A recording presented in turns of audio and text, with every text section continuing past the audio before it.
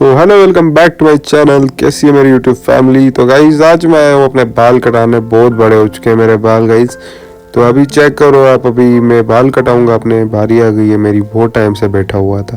तो गाइज ये चेक करो, दाढ़ी मुझे का थम और नया हेयर स्टाइल बना दिया भाई ने। भाई ओपी है भाई, अपना रफ़ी भाई के पास बाल कटाओ अभी।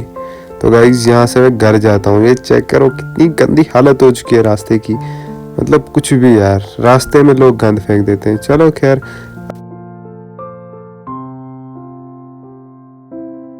मैं बाहर निकला तो देखा अंधेरा हो चुका है इतना जल्दी।